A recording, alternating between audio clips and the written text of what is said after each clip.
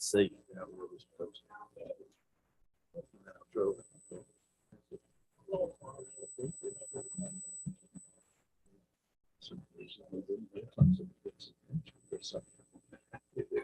Yeah. Oh, yeah. I'm surprised. It's a pretty county. I don't always get out to all these locations. I'm aware of most of them. But in Brownsburg, some of the numbers,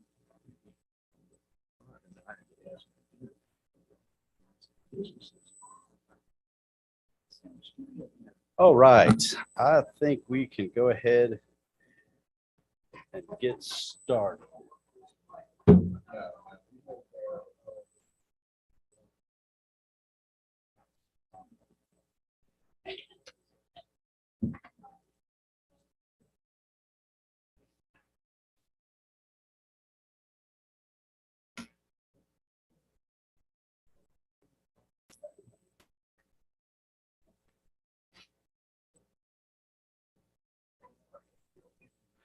All right, we can go ahead and get started. All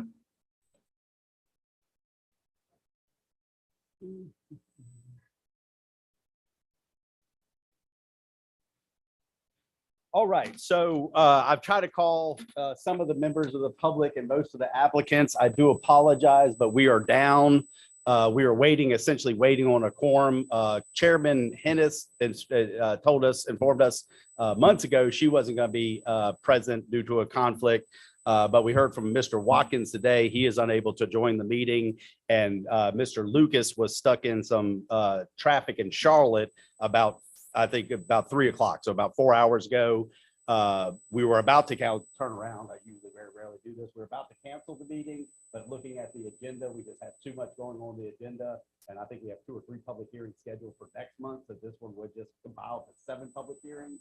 With that being said, we're going to do our best to go ahead and do the meeting. But until Mr. Lucas gets here, we cannot call to order, and the planning commission cannot take any action on any of the agenda items. With that being said, thankfully, this was Vivica's idea, and I appreciate that. We had number 10, comprehensive plan discussion, and that's discussion only.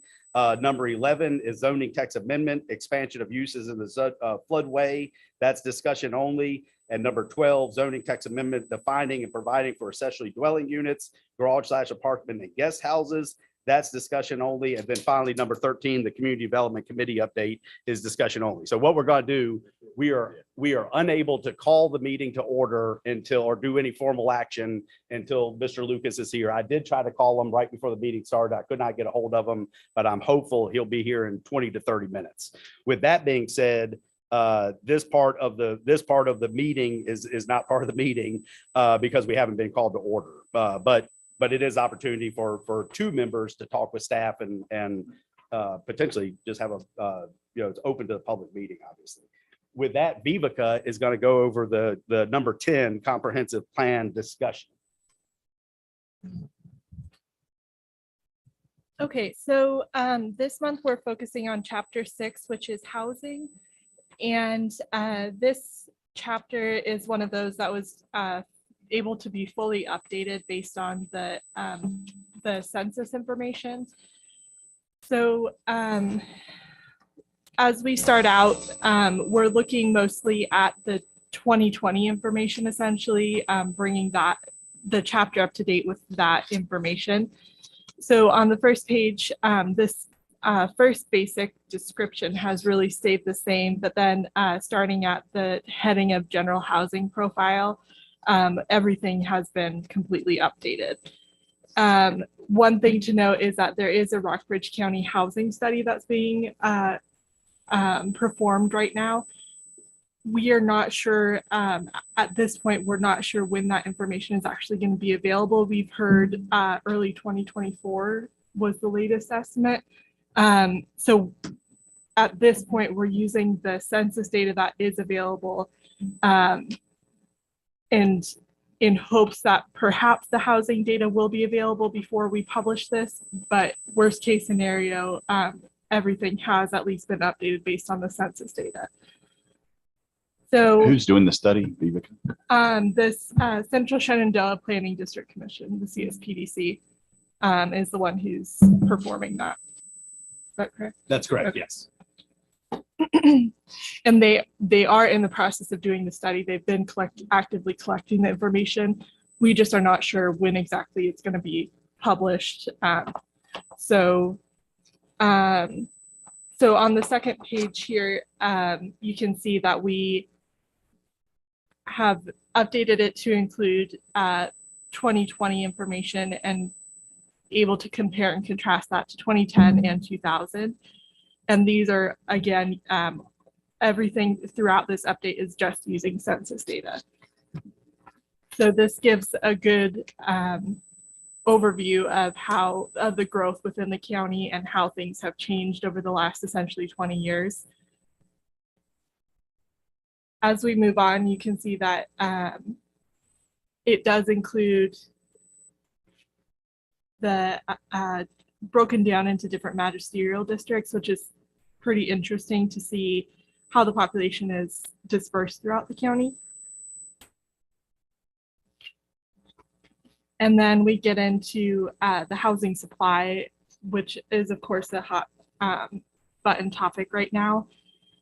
And the population in 6.2 is 2020 didn't include the Virginia, our county redistricting. Those are the 2020 stats. But in 6.2, because it has natural bridge, that's the population before we move the, equalize, isn't it? Most likely, yes, because the census data would have been utilized to do the redistricting. Right, Essentially. And so I think the threshold, there's some threshold of 5% that you have to have common popularity or common population between all the districts. And that was the purpose of the redistricting to bring that in and line. basically moving the people, from Cars Creek to Buffalo. That was one of the changes, yes, sir. There were several changes in the areas to get the population percentages equal. Right. Thanks. And on that note, since the 2020 census is the most recent, that is the information that Right. at this point in time we would have to use. So then we get into housing supply, which, as we all know, is has been on the decrease as the population has increased. And so that's an important one to make sure that we have in there. And then we get into the characteristics of the households themselves. You can see that it's broken down into two family households, married households, families with a male head, families with a female head, and then non-family households. And so you can see how that has changed again from 2000 to 2020. In order to compare the data to the other areas in the region, you can see on table 6.3, we have compared it to the local cities of Buena Vista and Lexington, as well as Harrisonburg, Stanton, and Waynesboro. And then we've also included Augusta County, Bath County, Highland County, and Rockingham County. And so that a good base of how our area is doing compared to the surrounding localities.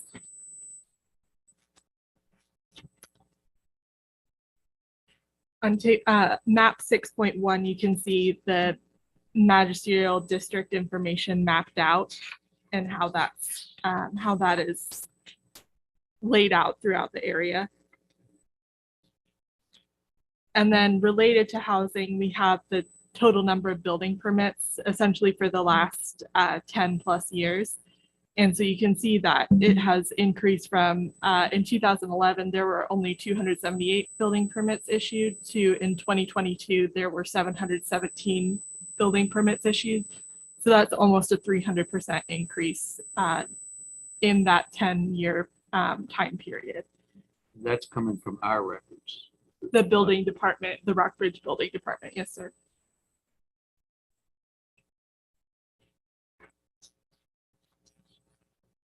And then as we flip onto the next page, you'll see the building permits are broken down even further into the type of building permit. So you can see single family, townhome, and mobile home units, and the number of permits for each year that were issued. And so again, you can see overall an increase in the number of all units, permits for all units that were issued. And then figure 6.2 is also an important one to note, the vacant housing versus occupied units. So you can see that over 75% of the housing stock within the county is occupied units. And then a smaller fraction are the vacant housing.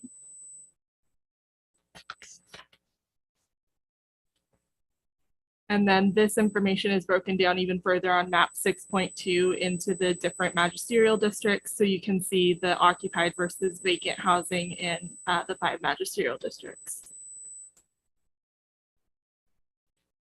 Then as we flip the page onto figure 6.3, you can see the vacant housing types, which again are a small sliver of the overall housing stock in the each magisterial district and throughout the county.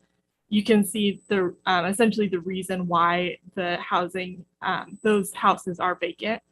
So some of those include houses that are for rent, rented but not occupied, those that are for sale, and those that are used for seasonal or recreational or occasional use.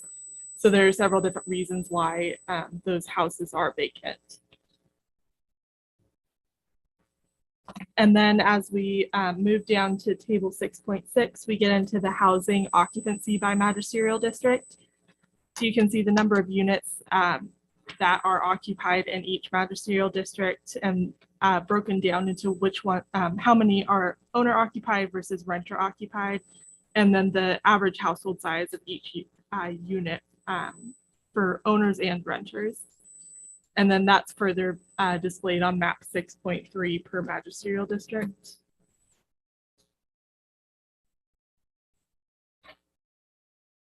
On the next page, you can see on table 6.7, the number, essentially the total number of structures that were built in each decade that are in the housing stock currently. And so you can see that there's a very low fraction of the housing that has been built recently, but as we get back towards 2000 to 2009 and 1990 to 1999, that is when most of the housing stock in Rockbridge County is built. But then again, you can go over and see how that compares to each magisterial district.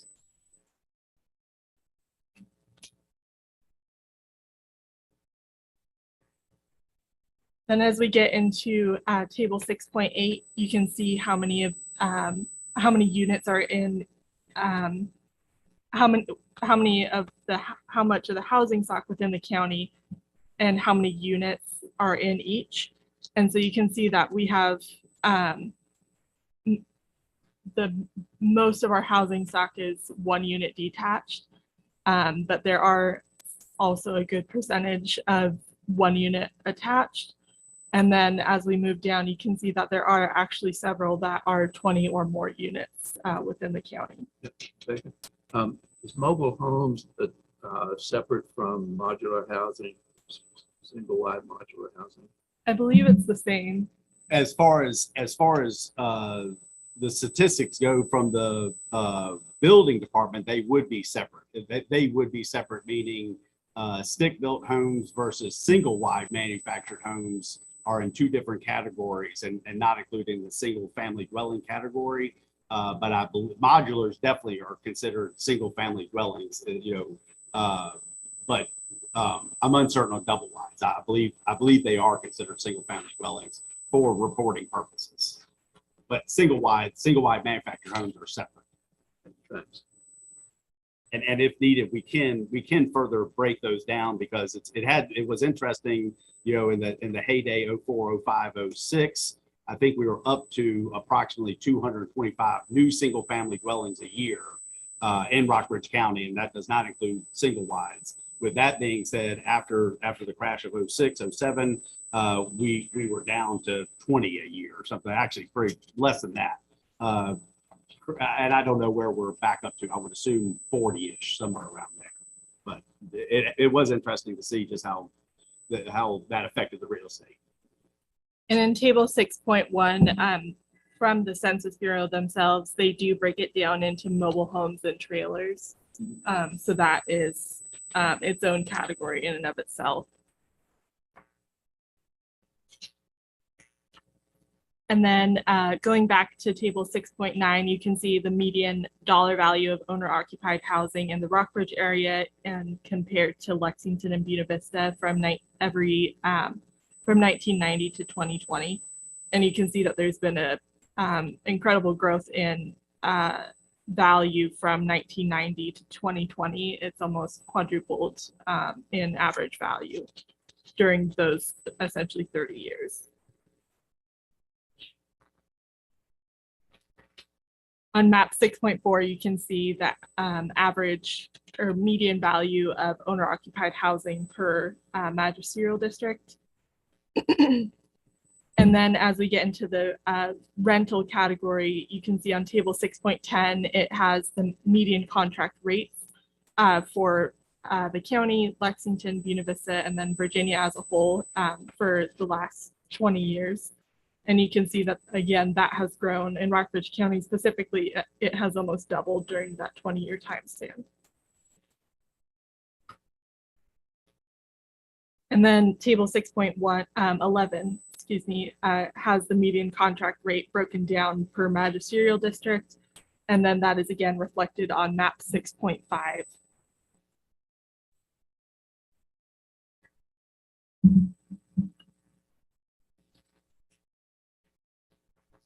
And then looking at table 6.12, you can see the median monthly homeowner costs of people with a mortgage and without a mortgage. And so you can see that in Rockbridge, it has remained fairly steady from 2010 to 2020. And that is fairly in line with the surrounding area as well for Lexington, Buena Vista, and then Virginia as a whole.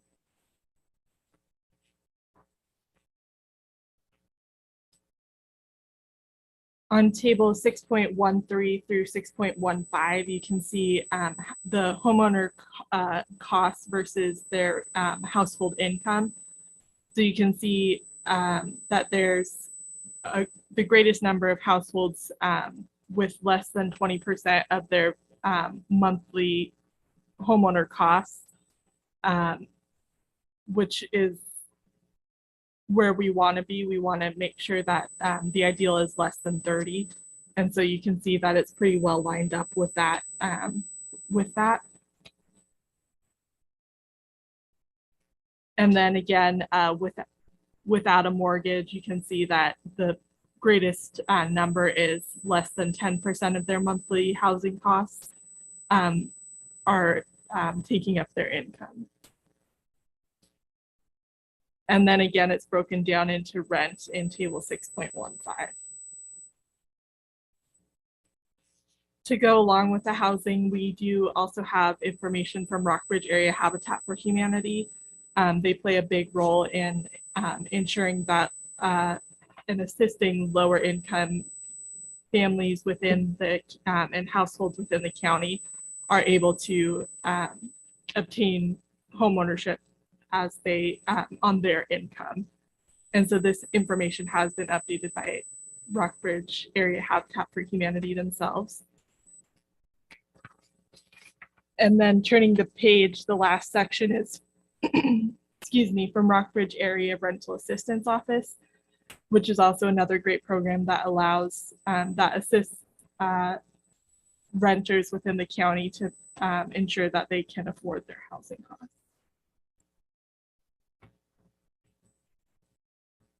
So then as we go further down, you can see the housing goals.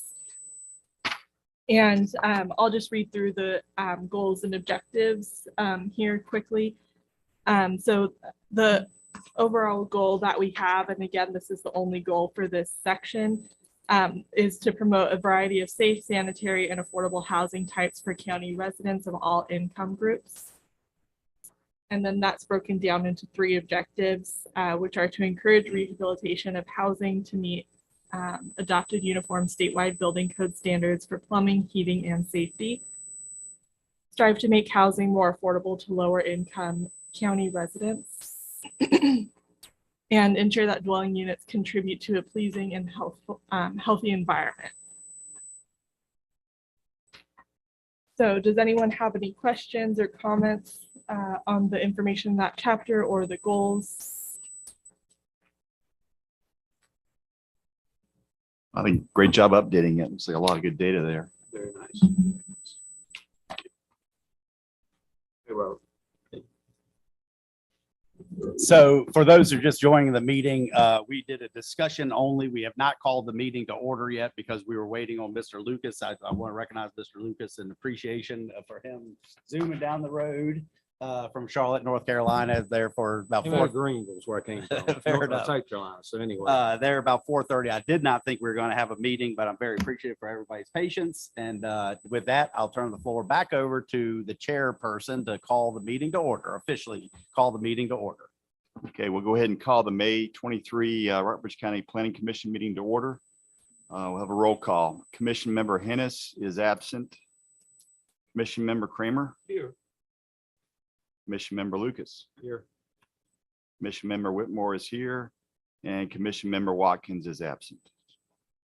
Before we get started, I'll read this mandatory sentence. In addition to citizens attending the meeting in person, citizens have several options to view or participate in the Zoom meeting webinar as described below. We will do our best to take citizen comment remotely. There are 2 options for citizens to offer comment. 1, to join the Rockbridge County Planning Commission Zoom webinar. The link is available on the county website to copy into the address line on your browser. Or 2, to join by telephone, you may dial in to one of the numbers listed on the county website.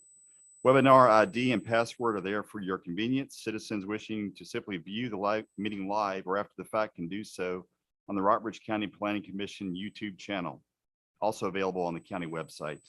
If you wish to make a citizen comment as a Zoom meeting participant, you will use the raise your hand feature.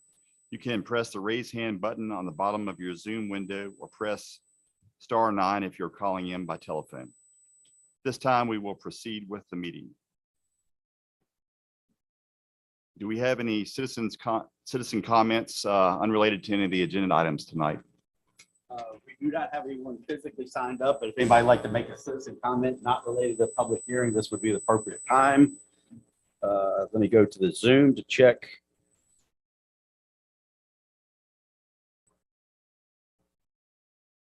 Is he having difficulty? We do have a couple of attendees on there. I don't see the name, Mr. Porterfield, but it does appear that's working. Not seeing any raised hands, I'll turn the floor back over to the chair. Okay, next up, we have the approval of the April 12th, 23 meeting minutes. Has everyone had a chance to look them over? Motion, Second. all in favor? Aye. Aye. Okay. Next up, we have board reports. Yes, we have a couple reports from the April 24th, 2023 Board of Supervisors meeting. 2 things that are not directly related to planning and zoning, office community development, but the office community development helps facilitate the applications. Is the current Cars Creek Community Market. That's on the corner of Fredericksburg Road and Route 60 West Midland Trail, I should say. That was approved, and as previously reported, the Board of Supervisors made provisions for farmers markets for not an annual renewal, not requirement for annual renewal, but rather they have the possibility after 1 successful year, they have the possibility to apply for a 5-year permit. So Cars Creek Community Market did so and was approved for a 5-year permit, essentially. Boxerwood application for the Music in the Gardens. That's a different form now, a different event. It's the same thing. It's not directly related to zoning, but rather another chapter in the county code. They do not have the same provisions for a 5-year permit. But they did do an annual permit for what's known as Boxerwood Music in the Gardens, and that was approved as submitted. The third item that the Board of Supervisors took action on was the BARC Electrical Cooperative extension of a special exception permit for a laydown yard. And this is somewhat unusual, but we have a section of the ordinance that allows for special exceptions to be renewed. And we're working with a very few number of temporary special exceptions now. In fact, this might be the only one for multiple reasons. But with that being said, if the conditions aren't proposed to be changed, the ordinance states that it can be renewed without a public hearing, but it has to be advertised on the Board of Supervisors agenda.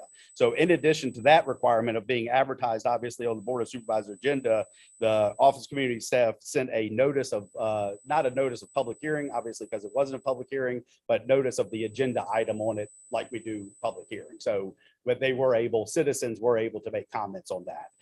That was well received, and the Board of Supervisors approved that extension for additional 2 years. BARC did state that during that time frame that they would work on a more long range plan for that section of the area. Thank you, Chris. Next up, we have Diana M. Shiflett, trustee of the Felicia S. Mays Trust, 412 Collierstown Road, Lexington, Virginia. An application for a zoning map amendment for a parcel and a portion of a parcel from the general industrial I-1 zoning district to the agricultural and general uses A2 zoning district. And I think we have yes, the property is owned by Miss Diana Shiflett, trustee of the Felicia S. Mays Trust. Miss Shiflett is in attendance this evening. I think this is the only one I don't have a pre-prepared PowerPoint presentation for y'all, so that might be a good thing. But I would like to review the zoning on the GIS, get everyone oriented on where we are. So the Shiflett properties are outlined.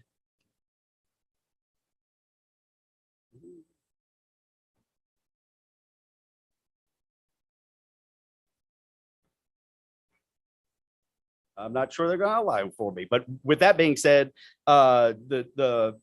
Ms. Shiflett has made an application for a zoning map amendment to rezone a parcel of land and a portion of a parcel of land from the industrial zoning district I-1 to the agricultural general use district. The properties under consideration are this piece of property here that's identified as tax map number 74-18B as in boy. And then the second piece of property under consideration this evening is 74-18C located here. A little bit of background. This parcel C is a total of 2.12 acres per tax records. This portion here, the total portion of the outlined area is 14.469 acres. However, you'll see in the white on the map is agricultural general, the A2 zoning district, and the gray on the map is the industrial zoning district. So a little bit of brief background, back up a little bit. This represents approximately 1.15 acre portion of the 14.49 acre tract. A little bit of background, brief background in 1974, the Board of Supervisors rezoned 33.8 acres from the general residential zoning district at the time to the general industrial zoning. The zoning action included all of 74-18A, 74-18C, and a portion of 17-18B. Since that time, 17-18B has been reconfigured through the boundary line adjustment. You'll notice Modine Manufacturing, formerly Kendall Metal, and that was the purpose of the rezoning in 1974, was for the preparation of Kendall Metal going in that area. That is and will remain in the industrial zoning district. Of course, this application from the Shifletts does not have any impact as far as the zoning goes on the 19.3233 acres owned by Modine Manufacturing. On September 21, the Board of Supervisors approved a downzoning from I-1 to the A2 district of a portion of 74-A75. And what happened was in the 1974 rezoning, all of the Modine property, at the time Kendall Metal property, was rezoned. All of this property, the 2.12 acres, was rezoned. And then there was approximately a 200-foot strip that buffered the Modine property, what is now known as the Modine property. So that line ended up going from here The zoning line extended the grade from here and then paralleled this line in that same approximately 200-foot fashion. So the owners of Hidden Valley Farm Incorporated decided to rezone their property. And at that time, it did not include the Shiflett property. So at that time, this zoning line was a property line, if that makes sense. Since that time, the Shifletts have bought a portion of the property from Hidden Valley and now own the 14.469 acres. There's no while there is public water and public sewer in the area, there's currently a moratorium on any new sewer connections. And the purpose of this is rezoning essentially in addition to the fencing business that's located on the property. The property is currently being used as pasture and hay ground, as well as farm equipment storage. The intention of the owner is to continue the use of land for agricultural purposes, including pasture, hay ground, and hay storage. The fencing business would be able to operate as a cottage industry out of the existing dwelling identified as 412 Collierstown Road. And so this sort of came about in normal fashion. One of the owners said that they'd like to build a horse barn in this area due to the industrial zoning district. Planning and zoning staff did not have the administrative approval or could not approve that without the rezoning application. So the purpose of the rezoning application, again, is to rezone this entire 2.12 acres and then approximately 1.15 acres of this tax parcel. With that, I'd like to turn the floor over to Ms. Shiflett, just to answer any questions or go review anything that I may have missed. She's here to answer any questions. Any questions for? I'm familiar with the property. Hearing none. At this time, we'll open the public hearing. Is there anyone physically present who would like to speak to this issue? There's no one signed up, but we'll recognize anyone at this time.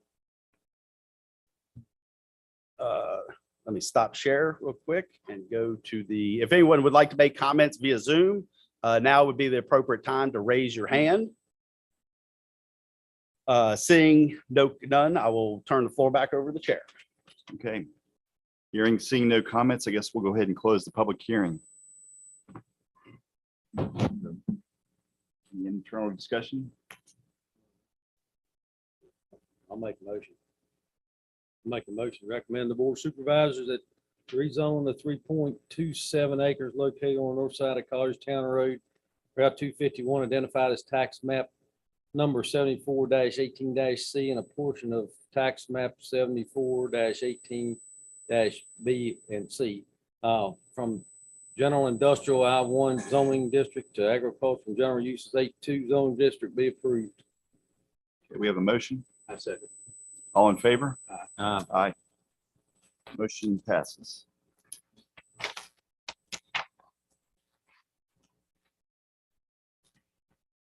Okay, next up, we have Kingfisher Properties LLC, Post Office Box 1307 Lexington, an application for a zoning map amendment to rezone a portion of a parcel from the agricultural transitional A2 zoning district to the general business B1 zoning district.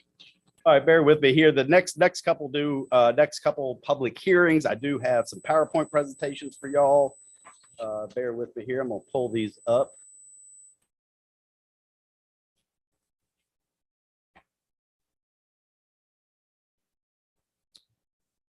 This is a zoning map amendment for Kingfisher's Properties LLC. With that, bear with me here. I'm going to share my screen and briefly go over these.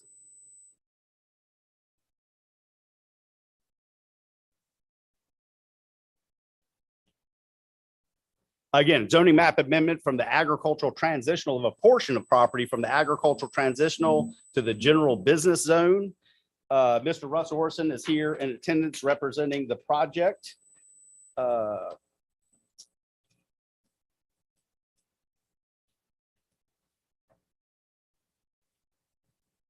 The property under consideration is owned by Kingfisher Properties LLC. It's further identified as tax map 62-4-1K.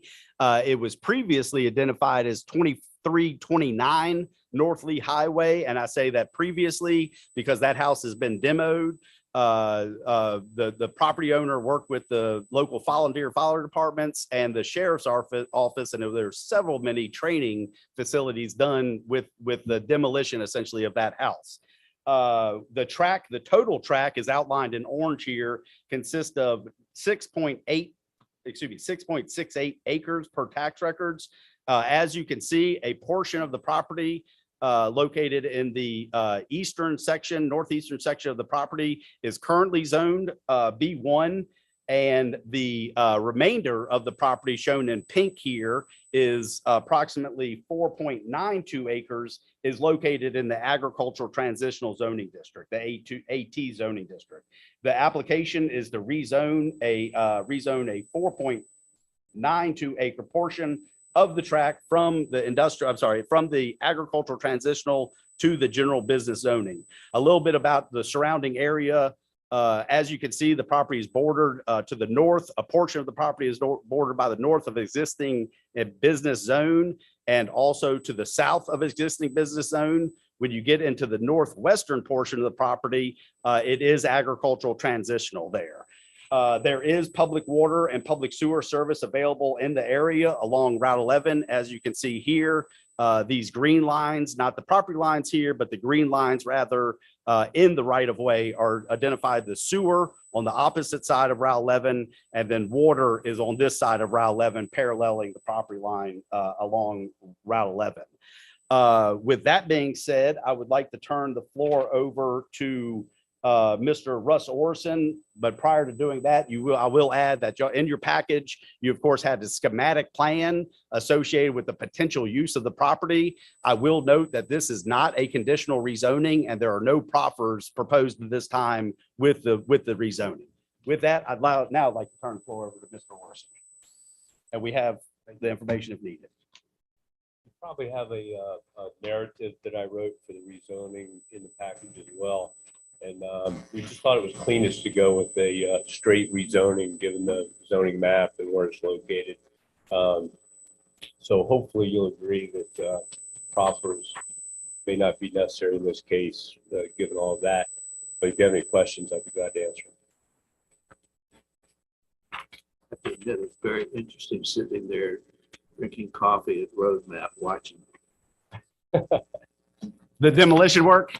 Yes, no, I understand that the SWAT team, fire department, some heavy equipment was utilized. So it was a good training. I think it was at least 3 or 4 exercises in training. So we appreciate that.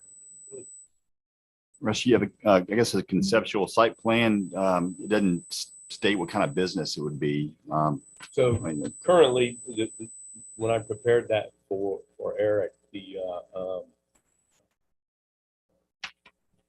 second building back is a warehouse facility for him just to use for his business, his existing business, and perhaps use the rear portion for his landscape materials, some of the segmental blocks and whatnot. Okay. We have no use for the front right now. Okay. All right. Thank you. Any other questions? All right, at this time, we'll go ahead and open up the public hearing. Is there anyone physically present who would like to speak? No one signed up at this time, but we'll recognize anyone that would like to make a public comment on Kingfisher zoning map amendment. We have anyone by Zoom or phone? We have no hands raised. If you'd like to make a public comment on the Kingfisher property, please use the raise your hand button now. Not seeing any. I'll turn it over back to the chair. Okay. No further comments. We'll close the public hearing. I was just going to say it seems pretty straightforward to me, kind of a parcel of land sandwiched in between 2 other business zoned areas. So Makes sense. Motion. Make a motion to recommend to the Board of Supervisors that the rezoning of 4.92 acres located on the west side of North Lee Highway, Route 11, identified as a portion of tax map number 62-4-1K from the agricultural transitional A-T zoning district to the general business B1 zoning district be approved. Okay, we have a motion. Second. All in favor? Aye. Aye. Motion passes.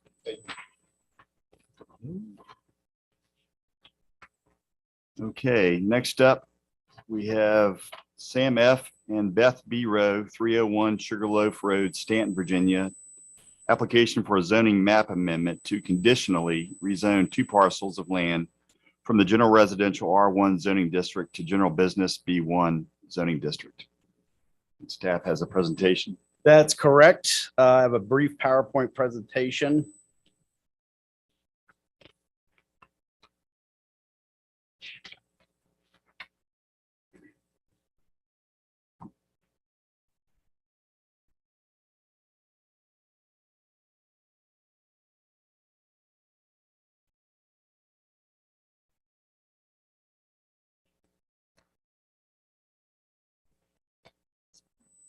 All right, as discussed, this is a conditional rezoning application for property owned by Samuel F. and Beth Rowe. Details on the property itself, it's two properties associated with the rezoning. Both are identified essentially as 8 Hayes Creek Road, Brownsburg, Virginia. Again, owned by Samuel F. and Beth Rowe. Tax map numbers 26-A-1-1 and 26A-1-3A. Total between the 2 parcels is 0.26 acres total per tax record. As you can see, the properties are outlined in orange. That the dwelling on the property is identified as 8 Hayes Creek Road. A little bit about the zoning itself, currently located in the residential zoning district with 1 single family dwelling on the property.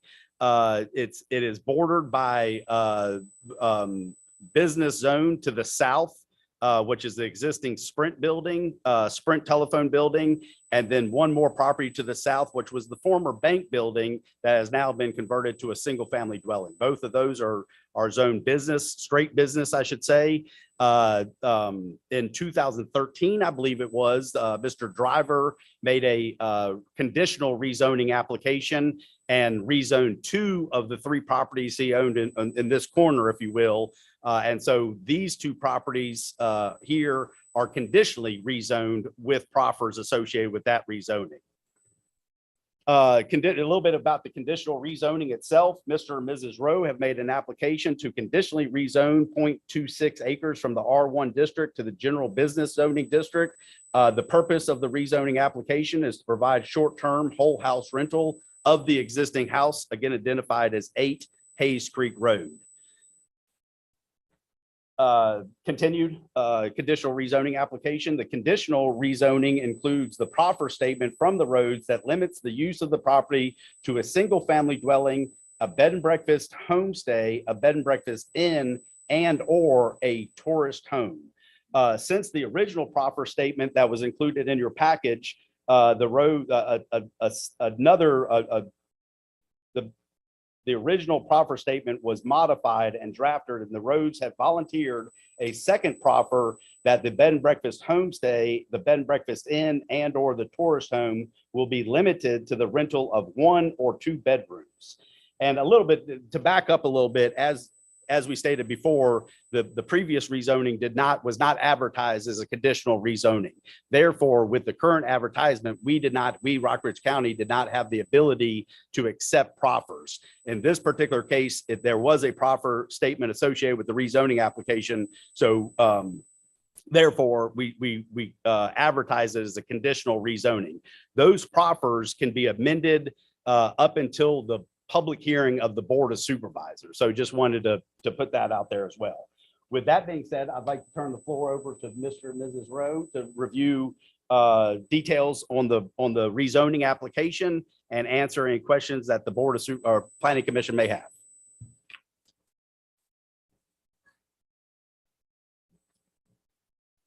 My name is Sam Rao. My wife Beth and I wish to have the property at 8 Hayes Creek Road in Brownsburg rezoned with proffers to operate as a tourist home for whole house overnight stays without any food provided. We are the owners of 8 Hayes Creek Road, also known as the Lucas House. We have worked diligently with Chris Layden and Neil Whitmore of the zoning office to make sure we follow the letter of the law in making this request. I would like to thank these men for their truthful and unbiased help during this process.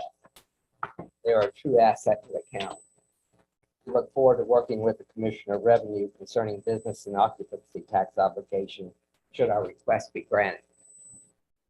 My wife and I own a historic 1820 log farmhouse in Augusta County that we operate as an Airbnb. It has been part of the Virginia Historic Garden Week tour, and we've been operating it for 6 years. The Lucas House is unique as it is located in a mixed-use vicinity. The property adjacent to the south of us is the Sprint Centel building, which is logically zoned business. The property adjacent to the Lucas House to the north and across Hayes Creek Road is known as the Brownsburg Store. It is now undergoing extensive renovations to revive this once failing building. This property was rezoned in 2013 to business with 6 proffers that give the owners a broad array of choices to fulfill their vision. The options include country store or village business use, including financial institution. 2, library or museum. 3, open air market or stand for farm, horticulture, craft, and produce sales. 4, plant nursery with sale of products permitted on premises. 5, bed and breakfast inn or country inn.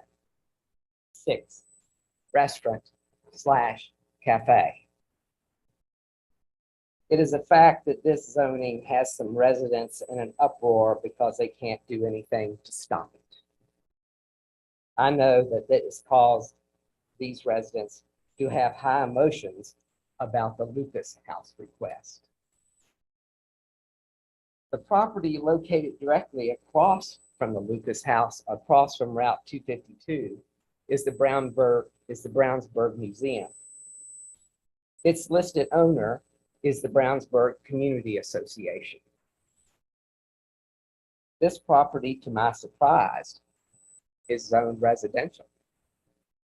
According to the Rockbridge County zoning documents, museums are allowed in general business zoning per section 605.02-36. Please correct me if I'm misinformed. As a new member of the Brownsburg Community Association, this leaves me with a sense of perplexity as why the association doesn't feel obligated to adhere to the zoning code. If you could address the, that's all right. Lastly, the residents behind the Lucas House at 22 Hayes Creek Road are Christina Lego and Jefferson Shingleton. They have a very interesting zoning of residential and agriculture. With our rezoning request, we submitted a letter describing our request and asking anyone with questions or concerns to please call us. We felt that to be the right thing to do. We have received not one call. However, we did receive a scathing letter addressed in red ink, and I will close concerning some of the subjects submitted in that letter. Yes, the Lucas House is large, but the lot is small. It is true that our lot is about of a quarter of an acre, but it is well kept and maintained and respect for our neighbors. Airbnb guests are not so much concerned about the yard, they're concerned about the house. The water to the Lucas House is provided by the Brownsburg Water Company. The septic system at the Lucas House has been a subject of great interest to many of my neighbors in the last week. I have actually found out things about my system that I didn't know myself.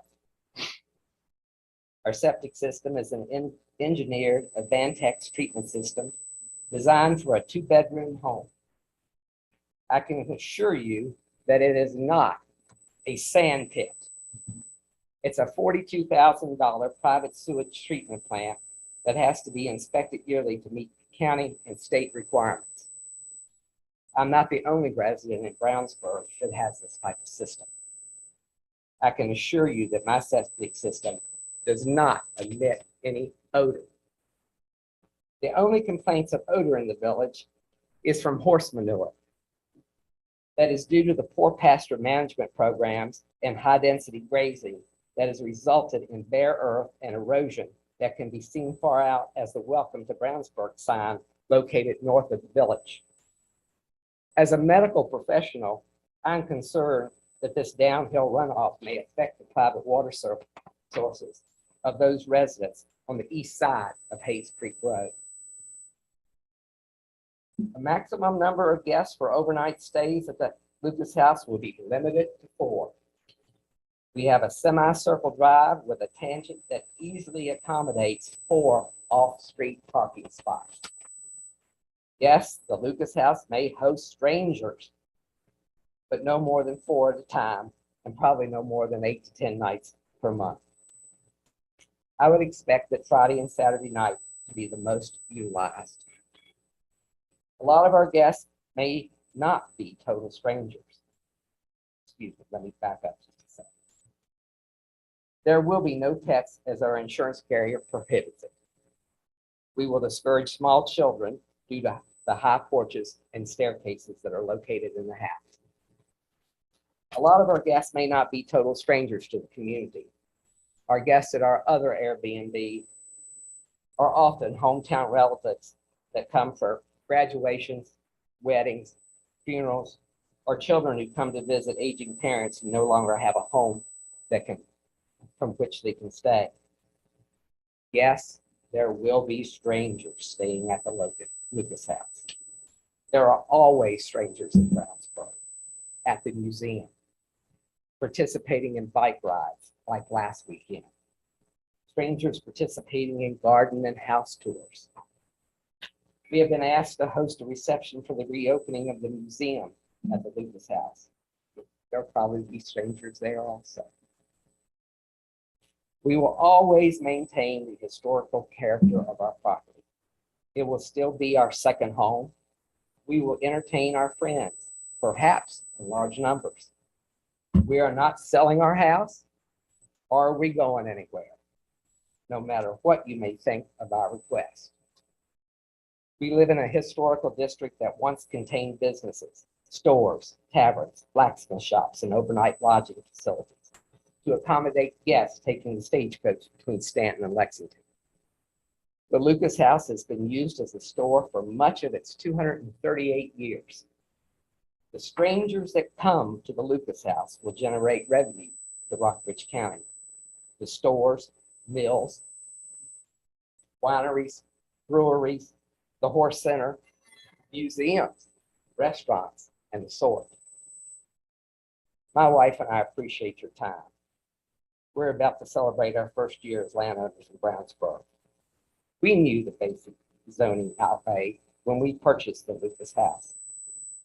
Our perception of the community is pretty much what we expected. I'm sorry that our neighbors failed to have that same foresight. We ask that you, the zoning board, act favorably on our request. We have done our due diligence in a timely manner, and we ask of you the same. I will be glad to answer any questions that you may have. Thank you, Mr. Rao. Try to pronounce your name correctly. Yeah, I apologize. That's no problem. You have any questions for Mr. Rao? You're sitting there saying you may entertain, by living there, you may entertain your guests in large numbers or a large number of guests. You still got X amount of parking on the property. And I think that's one of the big concerns that I've heard is parking and where people want to park and how many vehicles are going to be there. And that's, so I could easily get To- 5. to me, sitting here going, well, I'm going to entertain a large number of people here. And it's like, okay, where people will park it. Well, the same place where everybody who comes to the museum, they park on the street or in my front yard Well, I mean, I'm asking, that's what I'm saying. So or down the street by the post office and walk to the house. I have at least a good 5 off-street parking spots. So for the request that we're making, and for 4 people only staying, if each one of them drives a car, they're perfectly fine to not create any problems with congestion, any more congestion on Hayes Creek Road or the turnpike. So that means you won't be parking like 10 cars around a little log cabin on the grass. No, I can't. My septic system's bad. That's what I was getting at. I'm sorry. Yeah, it'll only be on the gravel surface there. But I want everybody to know, every night will not be an Airbnb night. It's still going to be our second home where we entertain family for Christmas. And if we want to have church members or someone over, I don't want anybody in the neighborhood getting upset because it looks like there's more than 4 people there. It's still our home. And from what I understand, I have the right to have as many people in my home as I wish, no matter where I live. Okay, thank you again, Mr. Rao. Thank you all. At this time, we're going to open up the public hearing. I assume there are quite a few folks who would like to speak. We'll remind folks that we'll try to limit comments to 3 minutes or less. And if you previously submitted comments by email or by letter, we've likely read them. So just try to limit your comments to what's pertinent, please. We do have, first on left is Jeff Singleton. And at this time, I'm gonna pass out the hard copies of all the emails that y'all received, all the letters you received. Okay. And I will review that list after the public hearing. If you would state your name and obviously you're in the same magisterial district. Yep, Jeff Shingleton. I live at 22 Hayes Creek Road, and we're in the Walkers Creek District. First, I want to thank you guys for the service to the community and the residents and the visitors. I know in some way, sometimes it's maybe a thankless job or a difficult job, but it's a job that's really important to the residents and to the visitors. I'm an engineer. There's a lot of issues with regard to the zoning request, but I'm going to limit my comments to the with regard to this sewage system. And if you'll forgive me, I'm going to have to read this. The original conventional septic system for Lucas House failed 4 years ago. All right, when it was owned by Richard Barnes, and because of the size of the lot and the characteristics, he wasn't able to replace it with a conventional drain field and septic tank. So he got permits from Virginia DEQ and the Department of Health to replace the system with a very specialized, high quality engineered sewage system. And that system is designed to discharge the treated sewage waste, liquid waste, into a swale at the ground surface. And then from there, it goes through a culvert under Hayes Creek Road. Now the houses will remain relatively unoccupied and the system relatively underutilized since it was installed in 2019. Richard Barnes sold that, and when he moved to Kendall, and yeah, so the engineered system includes tanks, pumps, filters, a UV light, and alarms. And it requires periodic maintenance, monitoring by a certified professional, which my understanding has been done. And they submit samples, effluent samples to the state, periodically. Now, after passing through the engineered sewage system, the liquid waste is first pumped into a sandbox. It's a lined sandbox. It's like a wetland almost, which is, a legitimate way to treat liquid waste out of the system like that. And depending on the weather conditions, some or all of that effluent then will run or is pumped into this swale. And as I said, under the Hayes Creek Road and the culvert. Now, due to the operation of an engineered system, the discharged waste stream is permitted to have particular levels of contaminants that include fecal and E. coliform bacteria.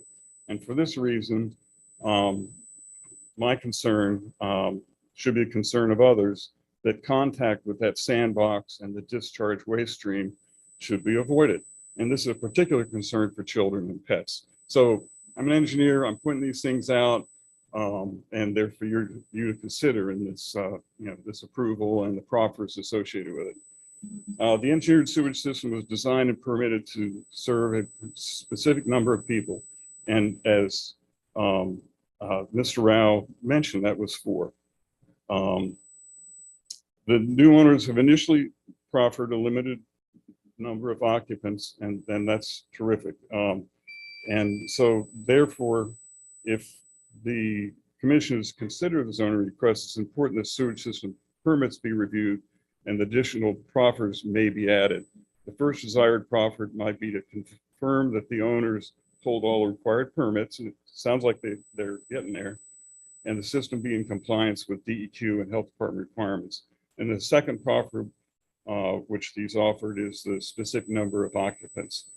And finally, an additional desired proffer might look for the restriction of children and pets as guests, just in consideration for the safety and contact with this liquid effluent. Okay. Now, as you review this zoning request, the community thanks you for considering all these factors, which are critical to the health and safety of Brownsburg residents and visitors. We welcome visitors, a lot of activity for visitors in the village. Thank you, sir. We're a little bit over time, but thank you. Okay. All right. Appreciate it. Next up is Chris Lego.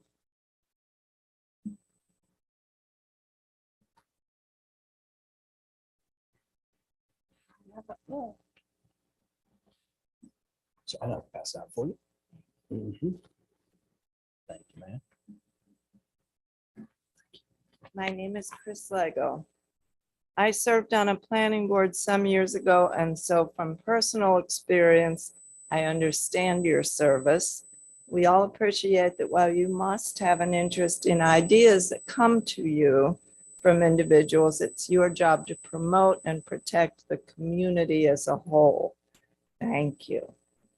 My husband and I are direct neighbors to the Lucas House property, which the Rouse would like changed from residential to business zoning for their use as a guest house.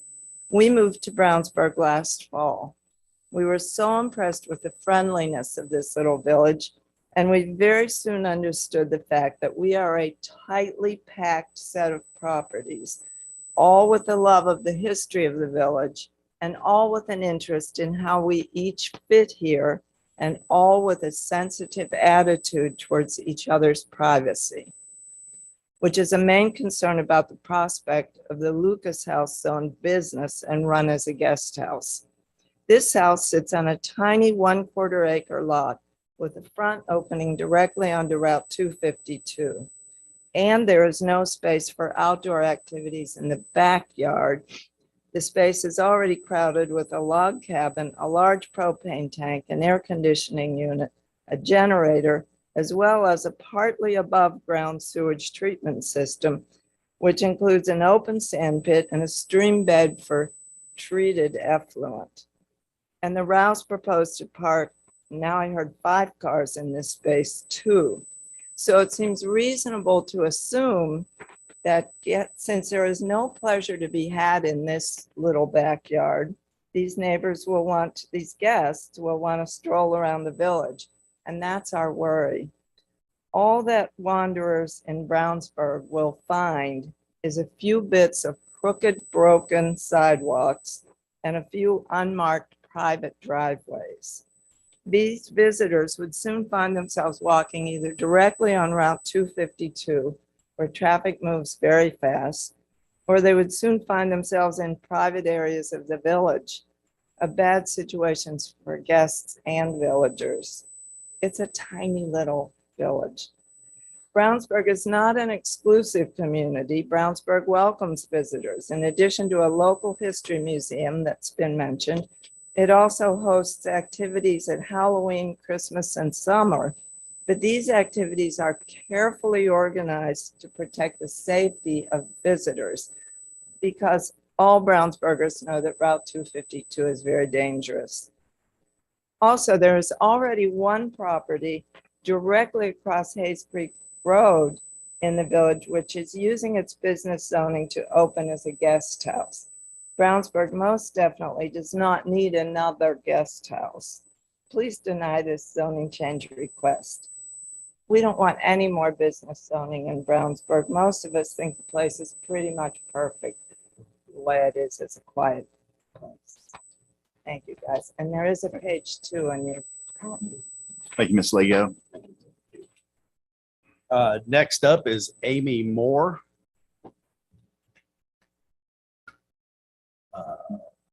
Yeah, that's okay. Floor is yours. Good evening, gentlemen. My name is Amy Moore. I live at 2664 Brownsburg Turnpike. I'm a mother of 4, so I've got the rowdy house in town. We have dogs and cats and everything. My aunt's cat just got hit by a car and we've spent thousands of dollars in it. Speed limit in Brownsburg is 25 miles an hour. My children play in the streets all the time. We yell car and you'll hear it throughout Brownsburg. I also have a degree from Clarkson University in industrial hygiene, environmental toxicology, and I'm also a general contractor. The issues that have been brought up already in my background, I wouldn't want to do it just because of my mental process, but the water that's coming out that they're talking about, you could actually drink. I'd like to move on though. Again, the speed limit is 25 miles an hour. Brownsburg is an amazing place. If you've not been there, come on out. Walk the streets of Brownsburg. If you're walking through the town and you're looking at the houses, I'll probably be one of the first ones to say, hey, did you get your walking brochure? There's a brochure that allows you, that encourages you to walk through the town, enjoy the town. There's the stories that go along with it. Dick Barnes' house, who passed away yesterday at 3:00 in the afternoon. The end of it had been taken off. Dick Barnes restored it. It's beautiful. It's magnificent. It's been in Southern Living magazines. We love sharing Brownsburg. We love family coming in. We love having places. My children and I were talking about this the other day, and my 8-year-old wants to know, how is it fair that one side of the road people can stay, but on the other side of the road, the same road, people don't want them to stay? How do I answer that to my children? How do I tell them what fairness is and how? Several years ago, we were standing here under attack, and we've come through it. Brownsburg is an amazing place, and we just love sharing it. We've got new people in town. Love it, like love seeing them, love waving at them, love hearing them on the porch, having dinner guests over and stuff. We have family that are up on the hill, not our family, we consider them family, but up on the hill, you'll hear us yelling back and forth, good evening, you know. Brownsburg is just such an amazing place. You don't get it everywhere. We love sharing it, but I want to teach my children fairness. You know, one of the things that keeps coming up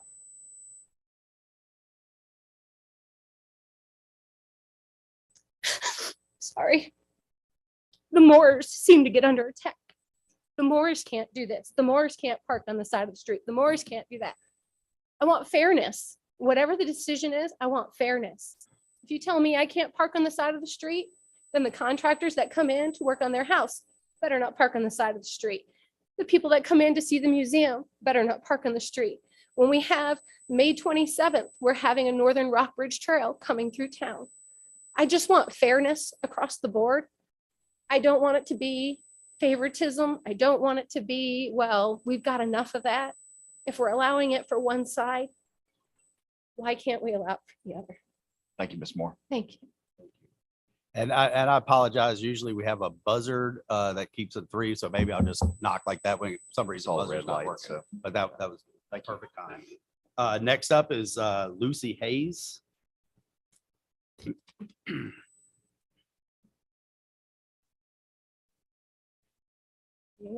My name is Lucy Hayes, and I actually live in Rockbridge, Baz. I just want to speak to Sam's and Beth's ability to run businesses and run them very well and to be very personally involved. I've known Sam since I was in high school, moved away for 37 years, came back and actually lived in the bank building in in Brownsburg for 6 months while we were building a house in Rockbridge, Baz. Never knew that it was considered a business property. So that really surprised me tonight that Sam's and Beth's is the only place that's not considered business in that little 4-house district. Or that the museum is considered residential. Didn't know that either. But I've known Sam for a really long time. He was my dentist when I first came back. He's since retired, and I've watched him acquire the log house for Airbnb in Stanton and watch them do the work themselves and continue to do the work. They clean their Airbnb. They don't hire somebody to do it. I'm pretty sure that their involvement with the Brownsburg house will be equally as intense. It's a hard job, and they do it very, very well. His dentist office was also the cleanest dentist office I've ever been in. So I don't think you'll have any trouble with loud parties that aren't being addressed, or the condition of the house or the condition of the yard. Change is hard for everybody, but it's not necessarily a bad thing. Brownsburg was built on small businesses. If you reference the brochure that Amy referred to, every town, or pretty much every building in town, was a business at one time. It wouldn't hurt Brownsburg to have a few more businesses. Really wouldn't. Thank you. Thank you. Next up is Dee Pappett.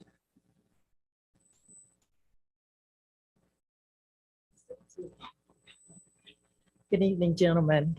My name is Dee Pappett. I live in Brownsburg. You know, it's not easy arguing for something that you do yourself. So I run a vacation rental. I've been running it for 5 years now. And when I opened my vacation rental, I went and saw Sam, and I found out that it was zoned for that type of property before I even went to looking into opening a business like that. I did my homework. You know, I think that it's really unfair for people to come in and ask your neighbors to change their quality of life after the fact. All you have to do is do your homework. And with regards to Brownsburg being a business community, it hasn't been that since the turn of the century. It hasn't been a saddle shop and other shops since the 1900s. And it hasn't had businesses in it for almost 40 years now. It's a residential area. It's no different than a street in Lexington. It just happens to be on that part of the county there. And we value our peace and quiet in our residential area. But I'd like to share with you a few things about running a bed and breakfast business, things that I've learned. First of all, this is a 24-hour-a-day business. It is not a 9-to-5 business. Your guests can check in at 2 o'clock in the afternoon, or they can check in at 10 o'clock at night. You have no control over that.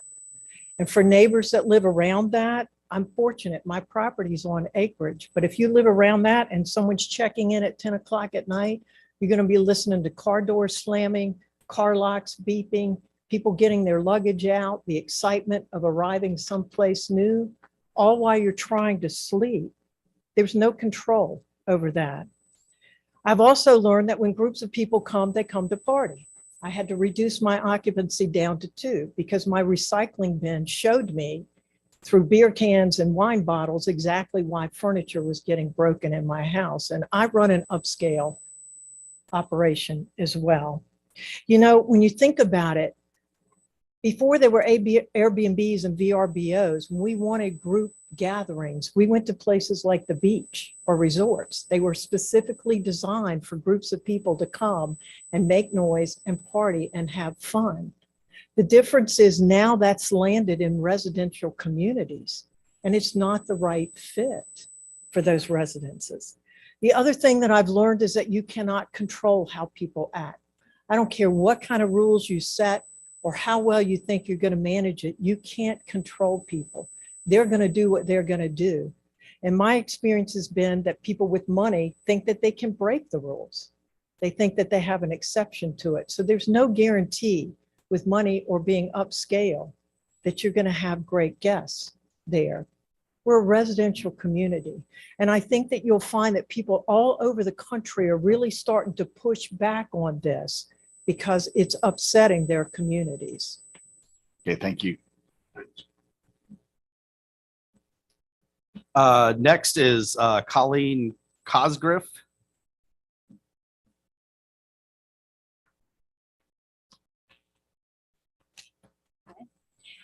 I just want to clarify something. The BCA, Brownsburg Community Association, which I represent as the president, the only stance that we currently have as a board and not as an entire association is that we just were requesting a postponement because we only learned of this late last week. And so I have to speak on my personal feelings as a neighbor. Those are the feelings that I bring today. So as a neighbor, I'm really happy to learn that that the doctor does want to reduce the number of guests that would stay in the house. And, you know, I explore what that could mean for what I visualize happening, but I still believe that the rezoning should be denied. I live on Sterrett Road, right around the corner, but I have 4 children, and I know there are children across the street and next door to the museum as well. I do believe, and I'm not at the Moore's end of the road, I do agree that it's an amazing place, but I do see a huge concern with traffic. It's pretty terrifying when the logging trucks drive through and when vehicles drive way more than 25 miles per hour. But that's something that a couple of us have tried to address, and we're communicating with VDOT about that. But overall, I moved here. I moved to Brownsburg because it's quiet and I love the history. And I'm also familiar, having moved from Lexington, with some of the issues with the rentals and especially some of the party rentals. And I know that may not be what this will become, but I can't help but be concerned now knowing that Lexington has reduced the number of days that those short-term rentals could be rented. And so, you know, when I think about what this could mean for Brownsburg, I know it's very different when you're comparing it to Lexington, but I still have to think about what I believe is best for Brownsburg, just for me personally. And it is that I think that Brownsburg has so few buildings, and we're going to have an Airbnb opening at the old antique store and having another.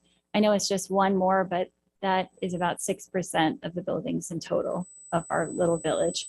And that's quite a lot when there hasn't been this sort of business before. So I think it's really tough, but I do believe that it's fair that the immediate neighbors and surrounding neighbors should have an opinion. I know we may not all agree, but my personal opinion is that it should be denied. And thank you for your time. Thank you. That has everyone signed up, but we'll recognize anyone else at this time. Not seeing any. We will go to the Zoom if we do have a hand raised. Ms. Burns, can you hear us? I think yep. Yes. We can hear you. If you could state your name for the record and keep your comments limited to 3 minutes, please. So am I not able to be on camera? I had some visuals, but if that's not possible. I believe I could. And she could. Oh, no, I don't think you do have, I don't think it's set up for. No, on my end, I only have permission for you to talk. I think I would have. Okay. I can talk. If needed. Okay. Thank you. Go ahead. Thank you very much, particularly to the members of the commission. I wish I could be there in person. My name is Catherine Gillum Burns. Since 2002, I have owned the property at 2703 Brownsburg Turnpike, which is a historic brick residence that I have as a home, and next to it is a frame historic general store building. From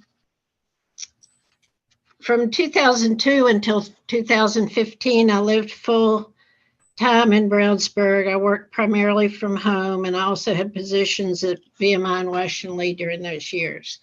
I ended up marrying the man across the street at 2712 Brownsburg Turnpike, who generally came up for weekends, and we now live roughly, I can't give a percentage right now, but we live part-time in Brownsburg and part-time in North Carolina. So I'm speaking to you from Pittsburgh, North Carolina right now. I submitted a statement and I was only able to send it to Chris. So I hope he shared it with you, and I suspect that you have not had a chance to read it yet, but I hope that you will. When I was a senior at the University of Virginia in 1977, 78, I was majored in architectural history, and I wrote my senior thesis on Brownsburg. So it has been a very special place to me ever since then. It is a National Register Historic District and Virginia Landmark District. I've had a career in historic preservation and in community planning. And I've been very interested in the opportunity in Brownsburg. If I have a zoning map right here, and it really makes no sense. There are 1, 2, 3, 4 parcels zoned commercial, and the entire rest is residential.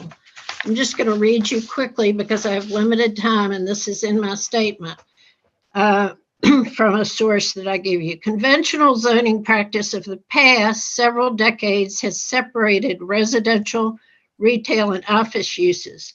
Today, however, this zoning stands in the way of communities that want to create vibrant, walkable neighborhoods that mix these uses and give residents the option to walk to the store, walk to work, or own a home business.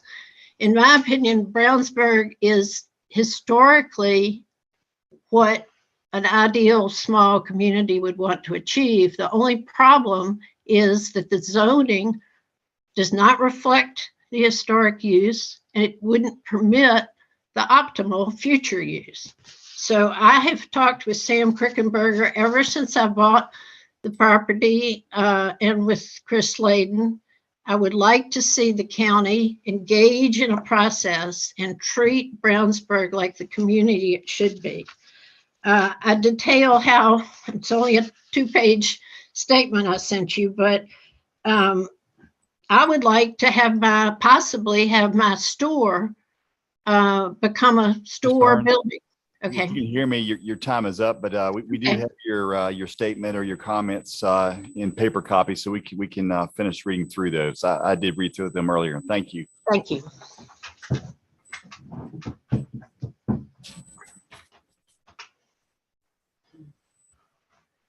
Said I oppose this.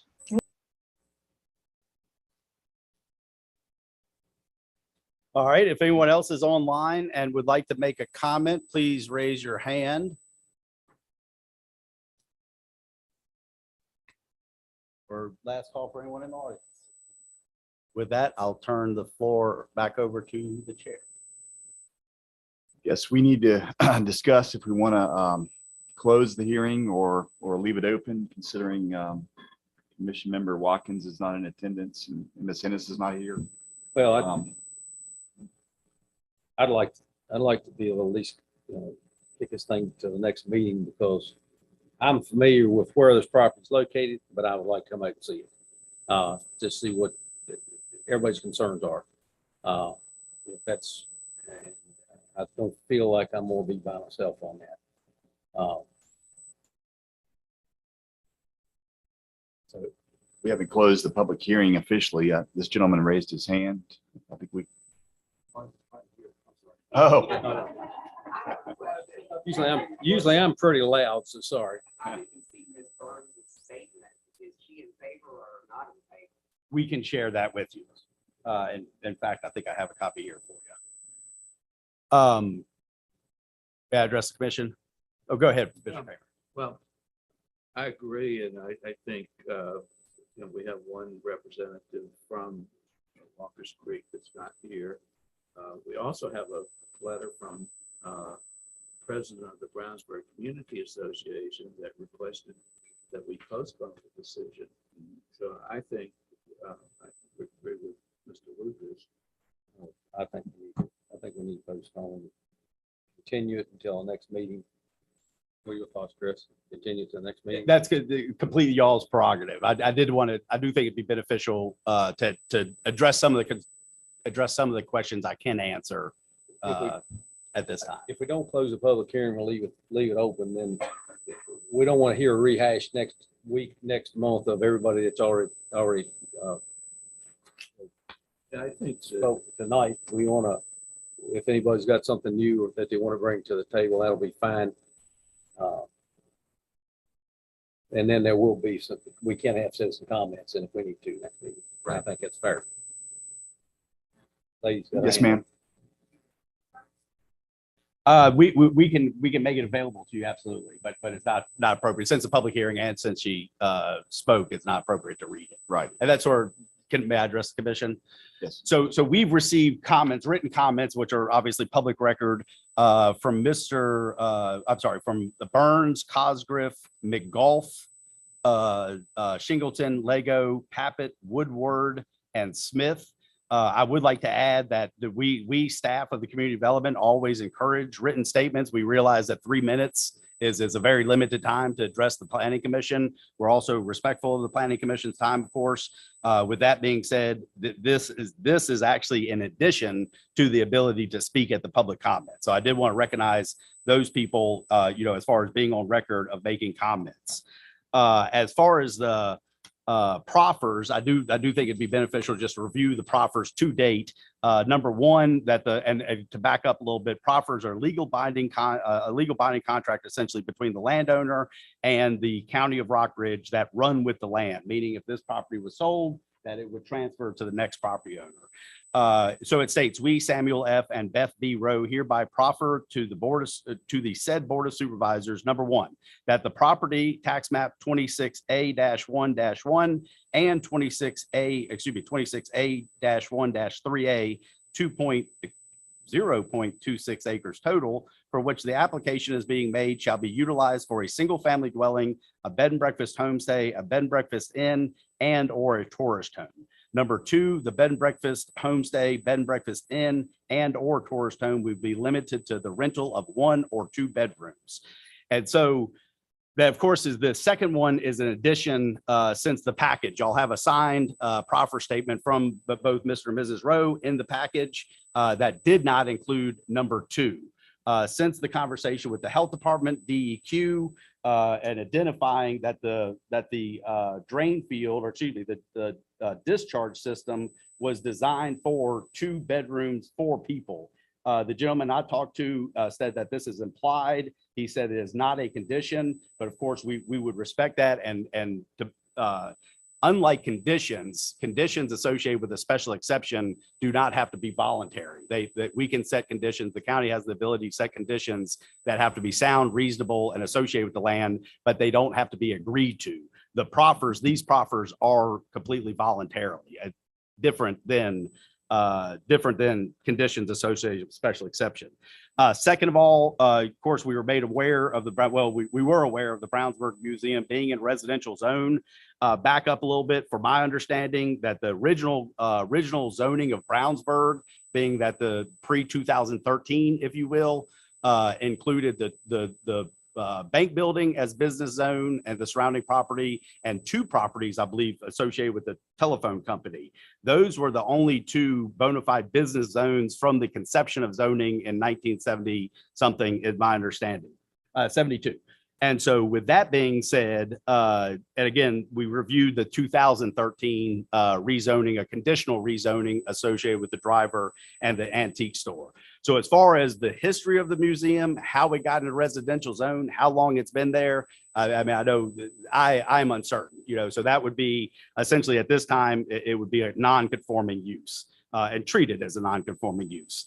As far as the proffers, we are sensitive to proffers, and twofold of those, it has to be presented, and the governing body, which of course is the Board of Supervisors for the County of Rockbridge, has to accept these proffers.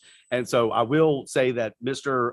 Rowe and I talked about proffering the number of people associated with it, but I am I'm reluctant to accept that proffer, or it's essentially I won't say unenforceable, but with the staff level we have, we're obviously not going on there knocking doors at, wee hours in the morning, inspecting those number of people. The second proffer that the tourist home bed and breakfast be limited to 1 to 2 bedrooms rental, that is fairly easily verifiable, sitting at a desk on Airbnb or whatever the platform it may be. So those are the comments that I have. So obviously in front of you, just like the other ones, you have several motions in front of you. One to continue without closing the public hearing, one to continue with closing the public hearing, and then the other two, as always, motion to approve, motion to deny type thing. Okay. I do want to ask a question. So the original intent was to, how many bedrooms are in the home? 3.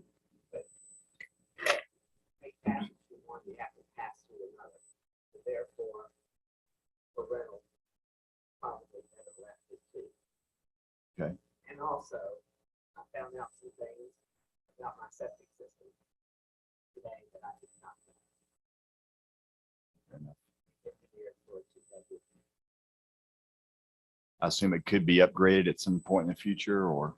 I talked with them, it could be for a lot of money, digging up the yard, putting. It is not a sand pit, but it has an aeration area, and it would have to be enlarged. It could be enlarged, but again, the lot is very small. And in our age, it's a few, we like old houses.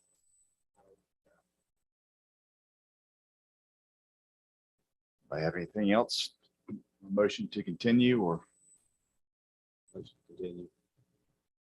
No, I mean, I think that's fair because everybody wants to take a look at something. Somebody might have additional information.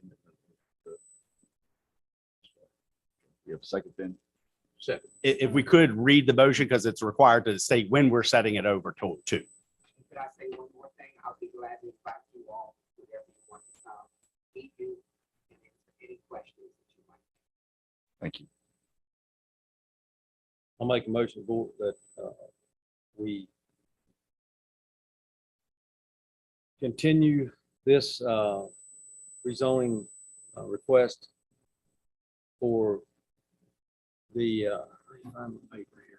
Got a paper here someplace with it on it. I think that, Yeah. first, Yeah, I had picked the wrong one up there, but yeah. It's the top one. That's You got one, make a motion, to continue public hearing the next meeting of Planning Commission on June 14th, 2023. We have a motion. second. All in favor? Aye. Aye. Motion I was carries. going to add a little Yes, extra. and so just for everyone's information, to continue the public hearing, we're required to do the same advertising standards as we did the first time, with newspaper advertisements in the newspaper of 2 prior weeks, certified mail to all the direct landowners, adjacent landowners, I should say, and post the property, continue post the property. Thank you all. Thanks.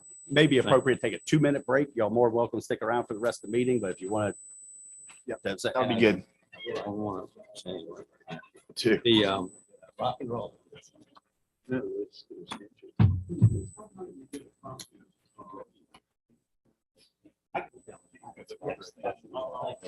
I had mine over here, I've been writing on it.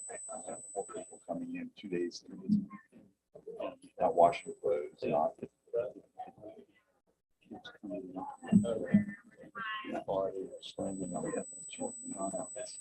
Pray for the rest of my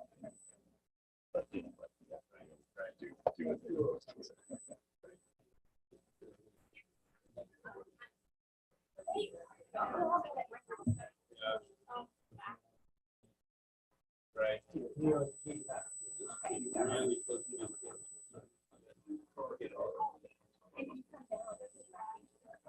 Hi, very nice to meet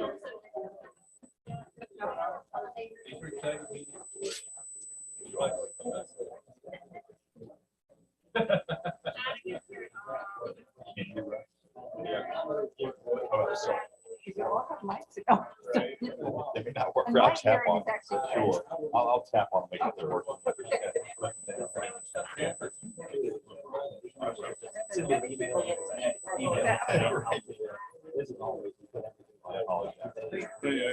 You know, spinach plates. It's a little. I didn't think this was gonna go off, so I'm thinking. Yes, thank y'all.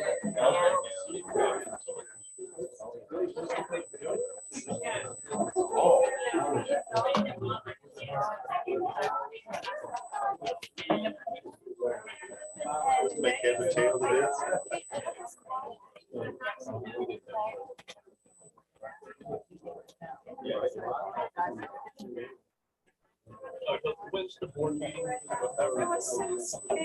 For y'all, it's going to be. Thank you. Thank you. I didn't, it's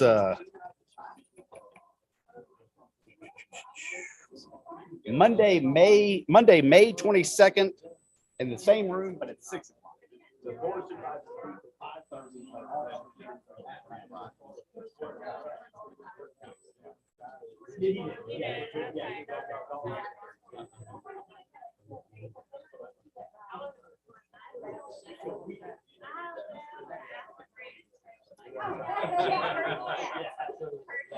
Feel free to stay outside.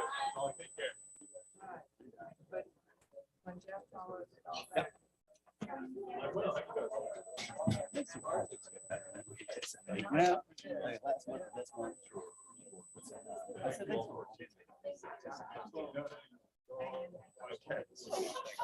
Oh, my word. Yeah, it was about as good as gold. Mr. Rose, Mr. Rao. I'm gonna get that right one. All right. We're gonna continue on. Still can't figure out. I know. A lot of them are going overseas, I bet. Yeah.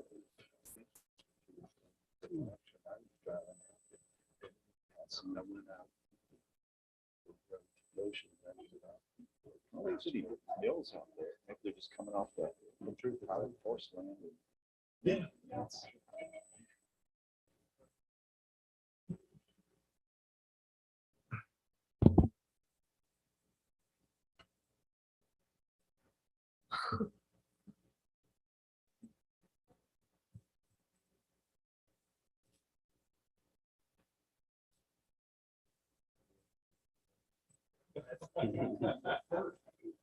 All right.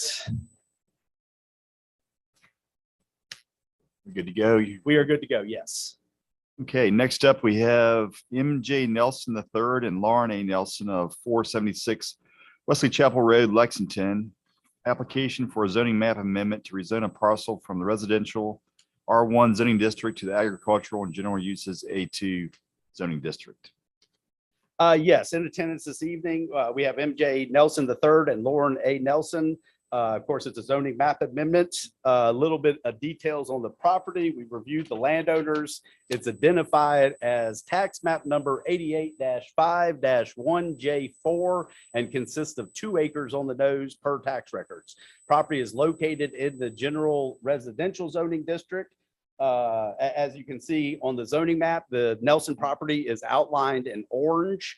Here's the faint outline in orange. And so the yellow on the map to the north and south and essentially west is zoned residential. But on the opposite side of the road to the east and southeast, it's zoned agricultural general use. So it is bordered by the agricultural zoning district. The purpose of the rezoning is to have the ability of livestock for weed and invasive plant control. I will say, this is similar to the last request where the last rezoning request, or I'm sorry, the first rezoning request we had, where they had an idea, they had some invasive species in the back. It's fairly steep once you get to the rear of the property.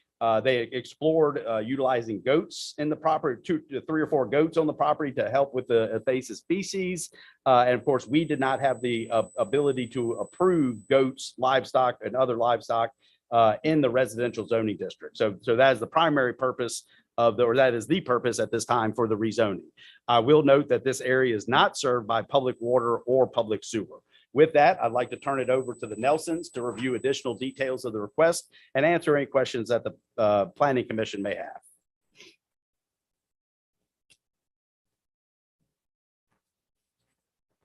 Thank you for your time and consideration in our application for the rezoning of residential to agriculture.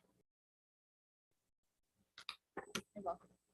Does anyone have any questions? Questions? Not for them. No. Okay, thank you all. Thank you. At this time, we're going to go ahead and open the public hearing. Is there anyone physically present who would like to speak? We have no one signed up, but we'll recognize anyone at this time. And there are no attendees left on the meeting. With that, we'll turn the meeting back over to the chair. Okay, we'll go ahead and close the public hearing on this. I think it seems like a pretty cut and dried request. Yes.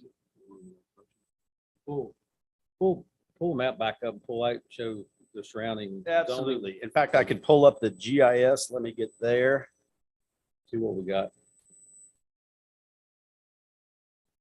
Please.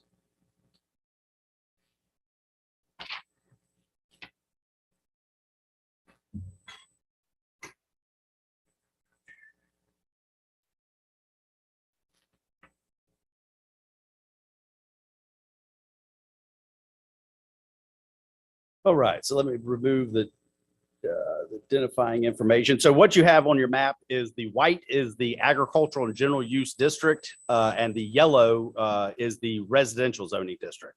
So moving in, if I can, y'all are 7:46, 7:04. Okay, getting late in the evening. I apologize. So their property, I'll try to highlight it. Didn't work the first time. For some reason it's not. Just you hit it and it turned green. Yes, this is the property here. Yeah. So the more recently, recently within the last 2 years, this large swath note of Barwin Doss and Gail Mundham made a rezoning application, rezoned their property from the residential zoning district to the agricultural zoning district. More recently, this family here, that would be Kalish and Prada, have made a rezoning application, and then this area has been rezoned to agricultural. So you can see it, and this is one of those from the conception of zoning. This area has been rezoned. This area, I believe, because the proximity to the interstate in 1970 was sort of your cookie cutter planning development, if you will. Business around the interstate, residential zoning, and then business goes to residential back to agricultural, I should say. With that being said, there has never been any public water or public sewer in this area. So obviously it's very limited business development in and around that interchange, and somewhat limited residential development in this area. We have talked to several people in the area recently that may make an application. You talk to people out there, they're actually surprised that they're in a residential zoning district because some portions are rural. I'm not saying McCormick Lane or some of this area down in Dixon Lane isn't single family neighbor, or is not single family, but obviously you get into the larger areas here, and it is a very agricultural use, if you will.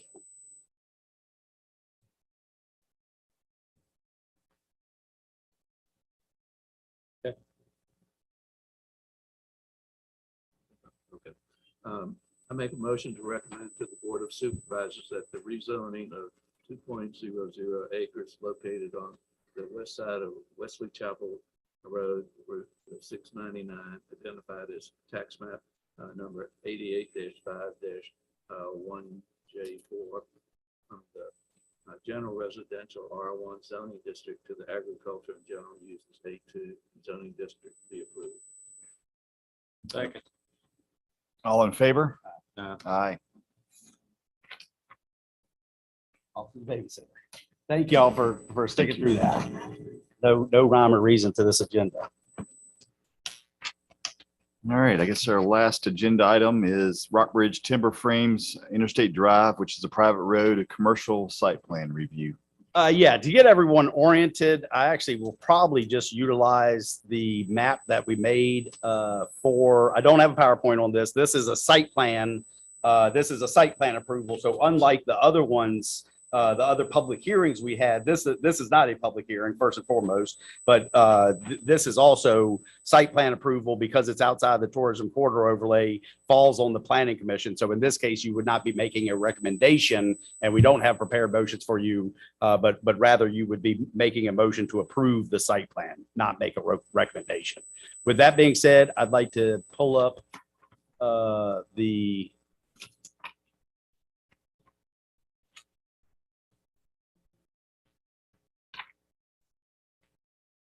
lovely here.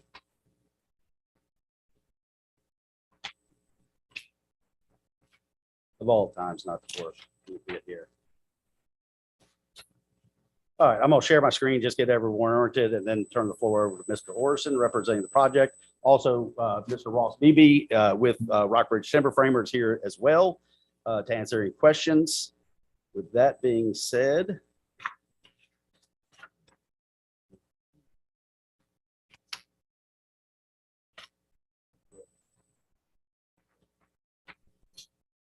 all right, sorry about this.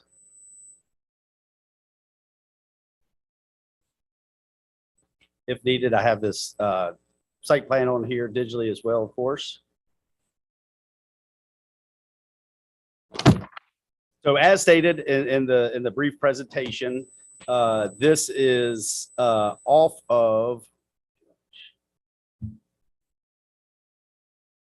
Industrial Park Drive, comes directly off of Steele's Fort. Industrial Park Drive is a private road. You can take a left onto Interstate Drive, also a private road. Formerly the Rockbridge industrial area. At one time, Rockbridge County owned this property, or at least the EDA. And so you can see this is the very end of the road. You may remember very end of Interstate Drive. You may remember the site plan approval for Rock Holdings at the very end, log yard there. And then this is the proposed site, the proposed 3-acre site, approximate location of the proposed 3-acre site for Rockbridge Timber Framers. I will note that we as noted in the package, we have approved the plat, a subdivision plat, single lot subdivision plat, administratively approved that in March of this year. But the property has not been transferred. Essentially, the Rockbridge Timber Frame is waiting on the site plan approval to ensure that the process can move forward. With that, I'd like to turn the floor over to Mr. Russ Orson, and I can pull up, what page would you like me to pull up, sir? Sheet 3, and that way we can share it on the screen.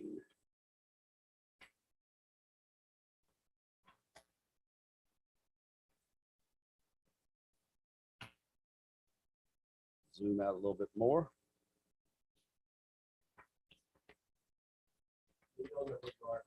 The Rock Holdings here, the interstate here, the existing gravel road out there, heading out of Rock Holdings.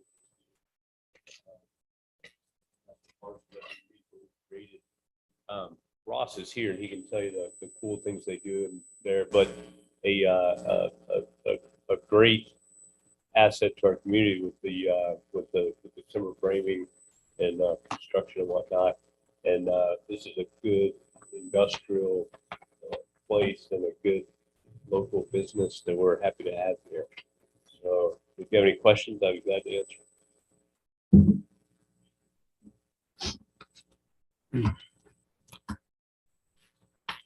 see you included screening. That's always a big issue. Looks like from the interstate side, I guess. Yeah, it's required. The ordinance requires it. Yep. That's due to not the buffer requirements, of course, but the canopy coverage. Is that correct? Yes. Okay. Yep. It's canopy covered.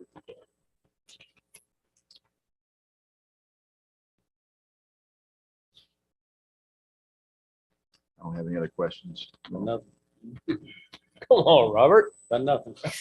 Done nothing. I made it. We have a motion to approve the site plan for Rockbridge Timber. Make a motion to Framers. approve. Second. All in You guys favor? I don't think you have to. You guys often say contingent on the other authorities. Stormwater, whatnot, whatever Chris wants. I would say that's a good, excellent point. I would say approval contingent upon building department approval, obviously, PSA, I'm sorry, not PSA, the health department in this case, because public water and public sewer are in the area, but on the very vast side, wrong side of the property, if you will, and stormwater management, I think is appropriate. If you're willing to modify your motion. Okay, fair enough. That works. All right. Thank you, Chris. All right. All in favor? Uh, Aye. Thank y'all. So we do have a couple other brief items, and I will try to be brief. Thank y'all. So of course, going and we'll just go through the items, for the record, if you will, prior to officially starting the meeting prior to starting the meeting, call to order, Vivica did an excellent job as always, reviewing the comprehensive plan discussion, the housing chapter. I will say it's our goal, which she is, I always say we, and when I say we, I mean her, is currently working on, the communities facilities. And that is a lot of information to cover. It's working with just about every organization you could think of. We could go around the room and think of 5 organizations each. And so it's a lot of information to pull together. We've been doing a tremendous job on that. And our hope is, our goal is we will certainly present something, I believe, at the next meeting, but it very well may not be the full finalized draft, if you will. So with that being said, that sort of covers our discussion on the comprehensive plan. Moving forward on number 11, zoning text amendment discussion, continuation. And this would be expansion of use in the AE zone hatched floodway special flood hazard areas. As discussed last month, we have a potential we have a landowner that is desired to do a special event venue in the floodway. That particular property is unique that it has multiple buildings on it. So we're not talking about essentially at this time, I don't believe we're talking about building any additional facilities there, but rather just utilizing the existing facilities with some upgrades, I assume, as a special event venue. Current ordinance does not allow for the current ordinance. It's zoned agricultural, so it's a use by special exception. But then, of course, we're dealing with the floodplain overlay, and that has some uses by special exception in the floodway. And under current ordinance, it's my determination that it does not have any provisions that would allow for that process to move forward. So what Mr. Whitmore has done is he's done a tremendous amount of research, and just prior to the meeting, we sent y'all that research, if you will, and I think it was like 200 some odd pages of additional ordinances. Y'all had asked us to reach out or look at other localities and see what they do. So I think the research includes 7.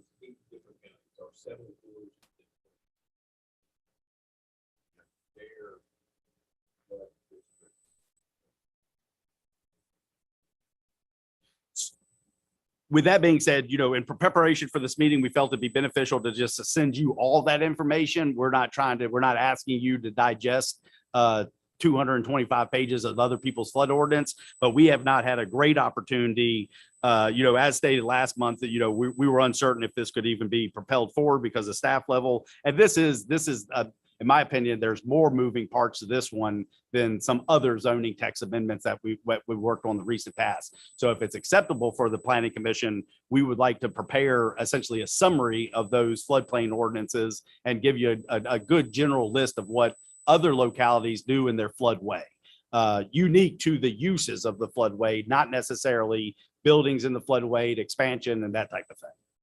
So that's where, and I apologize, we didn't have more done, but of course we've been on our toes for the last month, of course. The next one was put on, Miss Hennis and I talked about it, and then the chairman of the supervisors and I talked about it, is another zoning text amendments to define and provide for a term called ADUs, accessory dwelling units, garage/apartments, and guest houses. So, and staff essentially brought this forward, and we have been running into this several times a month for the last, really since COVID, if you will, since I'd say the middle of COVID. I mean, it's come up over and over and over. And so previously we treated garage/apartments as accessory structures. That, in my opinion, became problematic because we had some that, you know, garage/apartments is one thing where you have your traditional garage and your accessory use of apartment above, but then you get into mobility issues. Often these are for in-laws, in-laws, and there's some mobility issues. So we got into it. Well, okay, well, it's gonna be a garage/apartment, and rather than on top of each other, just like a normal, smaller single-family dwelling. Of course, the setbacks for accessory structures change. How many accessory structures you have change. So, and equally important, or probably more importantly, the building department treats all of these, if you're living in it, if you have the ability to live, cook, and clean in it, if you will, it is treated as a single family dwelling, and it's CO'd, certificate of occupancy, as a single family dwelling. So there was somewhat of a disconnect saying, oh, it's accessory structure for zoning side, but you're getting a single family dwelling just like any other dwelling someone would live in. And so we went down years ago, and I hate to say that, but it probably was a couple of years ago. We did some research on these, and if I recall correctly, it was Virginia Beach's zoning code that really nailed down these three different uses and provided for them, defined them as accessory structures. To back up a little bit, we Rockbridge currently have the ability to provide for a second dwelling on the single parcel of land. However, it has to be able to be subdivided in terms of area and setback requirements. So what that means as far as a setback requirement is your minimum 100 feet between the two houses in an agricultural zoning district, I should say. And so that becomes problematic because your garage/apartment for your in-laws or son or daughter live in sort of as a watch over caretaker type situation is not very conducive to be 100 feet away from the primary structure. And also, under normal circumstances, the garage would not be 100 feet away from the primary dwelling. So our goal, and I think this one's going to be a little bit easier because there's all sorts of provisions for them all over the Commonwealth. Our goal is to have some, same thing as the floodway, is to have some sort of summary at next month's meeting to define these, talk about them, and see if the Planning Commission thinks it's any merit to have additional flexibility for these type of uses. The one thing you gotta look at, if you got somebody that's got a home, they want to build a garage/apartment on it and then subdivide it later on down the road. And then we're looking at two homes on a 2-acre lot. Just say they got a 2-acre lot. We're getting into, to me, that's a slippery slope to go down, because I can buy 5 2-acre lots, and come in and add a garage apartment on each one of them. And if I have the setbacks, I can essentially turn 5 lots into 10 if I wanted to play the game. As far as dwelling units, you would have to have 5 primary dwellings, of course. 5 primary dwellings, yes, with 5 accessory dwellings, which I could turn into a home with a CO and subdivide. So I could take 5 lots and turn it into 10 lots. Basically, is what I could do if I had money and wanted to play the game. Yes. So that's the slippery slope I see that we got to watch where we're going down. Somebody out there slick, they'll try it. And so one suggestion that staff would have is you would still have the area requirement, and you would still have the exterior setbacks of 50 feet, but you could have additional flexibility on the I want to say interior setbacks, but the separation between the primary dwelling and the garage/apartment. Another common trend that I've seen in other localities is they prohibit short-term rental of the said accessory units as well. I'm not saying that I'm not suggesting that, but that is a common, I have seen that in the past. I think if we're gonna go down this path, we don't want to allow shortening the distance or setbacks on the interior side of that property. Because like I said, then we're looking at taking you, landowner next lot down, it's got a 2-acre lot, and you put your garage on it, and that's all you got. And to the guy that comes in next door to you with full intention of just doing what I had to get by, subdividing it into 2 home lots, 2 1-acre home lots, basically, if that's what divided out as. I see that's a slippery slope you're going down, because it's a way for somebody to take a 2-acre lot and divide into 2 home lots. Well, we would still have the minimum lot size. So essentially what what we're proposing is further solidifying, maybe is the word, that it's accessory structure. Okay. You know, it has living quarters on it, but it would not be, you would not reduce the minimum acreage required for each dwelling. So you're saying you'd have to have a 4-acre lot to split it into 2. Well, under current ordinance, yes, but it would be each dwelling. And so The dwelling. the dwelling would be the dwelling, and then the accessory use would be the accessory use. But Rockbridge County treats a accessory building with a garage apartment in it as a home with a CO. Yes. So you turn it into a home just by what I said. It would be, It'd be a home, so you could split it and have a home and a home. but it still would be a 2-acre lot size. You'd still have a 2-acre lot size. You're saying you'd have to have 4 acres to split that. Under current ordinance, yes, Under because current it's a ordinance. single family dwelling. But if we defined these as accessory units, as accessory structures, they would not be considered, they would not be required. You would still need 2 acres. So if you had 2 acres with a single family dwelling on it and an accessory structure, regardless if that accessory structure had a living accommodations associated with it, it would still be a 2-acre lot size. Right. It wouldn't reduce the overall lot size. You couldn't subdivide it, is what you're saying. And you could not subdivide it. But we have the ability now to subdivide that if we wanted to. You're required to be able to subdivide it. And that's what's become problematic. So we still have that ability. So I could go in and come and say, hey, I want to subdivide this into 2 homes. But not if you don't have 4 acres, you can't. And if you don't meet the setbacks, you can't without a variance. Now, but if we change it, you could have that ability as well. No, you still would not have that ability. I mean, if it was treated as a garage, we're not talking about changing the minimum lot size. We're talking about defining garage/apartments as bona fide accessory structures, or ADUs or guest houses as bona fide accessory structures. And so it still would be a 2-acre lot size with 1 single family dwelling and 1 accessory structure with living accommodations in it, obviously. But in order to subdivide those, in order to subdivide the dwelling from if you wanted to, you could set that up now. You know, that you are required to be able to subdivide it. And that is what's problematic.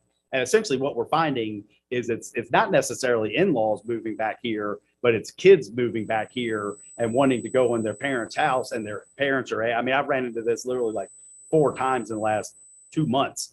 Kids moving back here to take care of their mom and or dad, I should say. And they want to build a garage/apartment, but you have to be 100 feet away. And so mom and dad are like, well, that's weird. Why would we have a garage? Our garage, why would our 2-car detached garage be 100 feet away from our house? And some are trying to use existing garage/apartments as well, I should say, too. So I understand your point. I certainly understand your point. So it would be, we would like to explore what other localities are doing and how they tackle those said issues. You know what I mean? We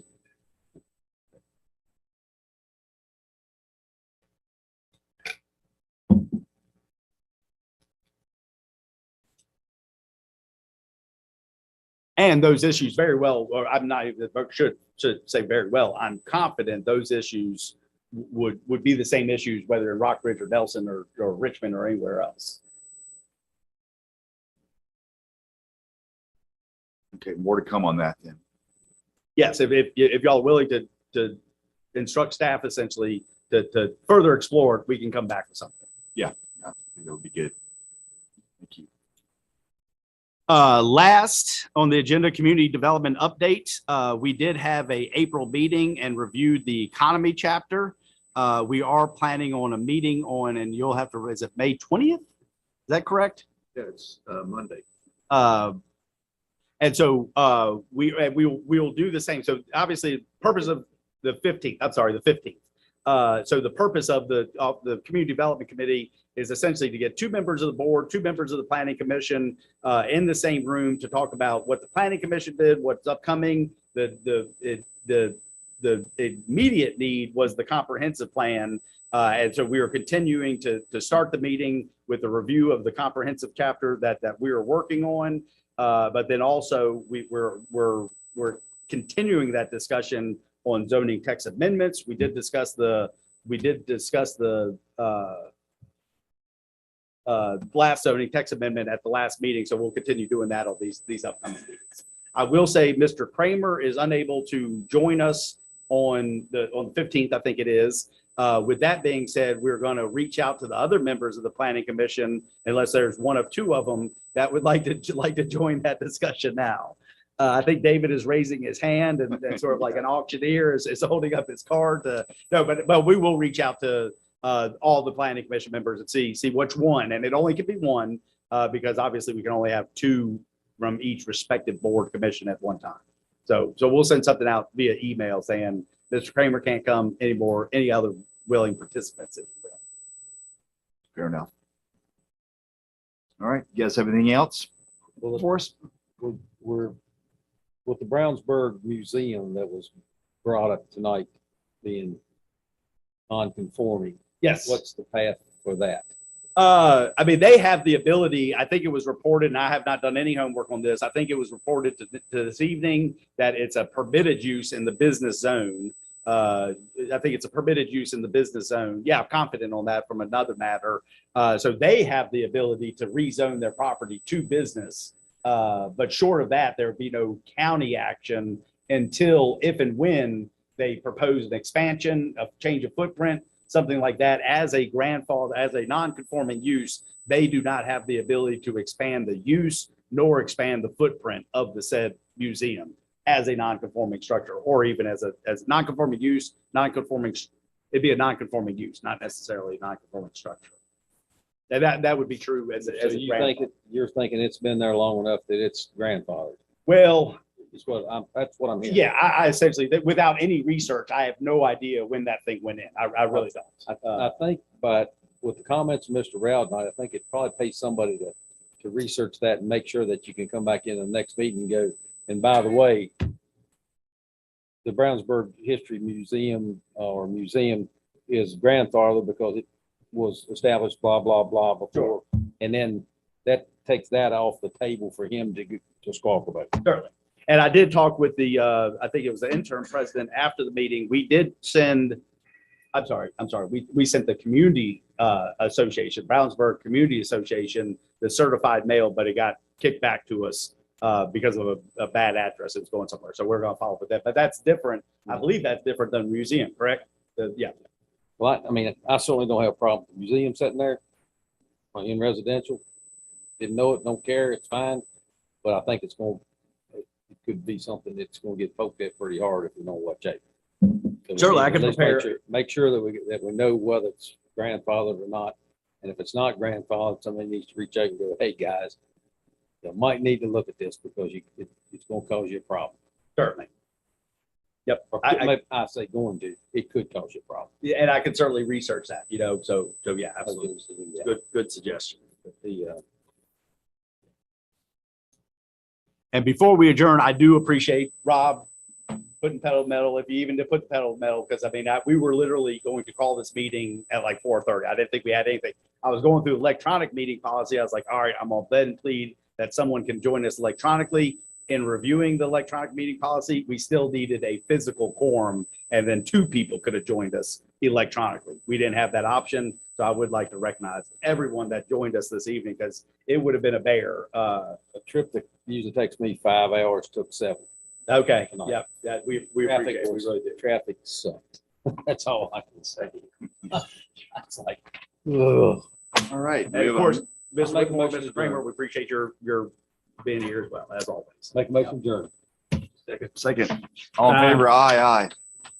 Man, I stopped, failed to stop sharing screen after that last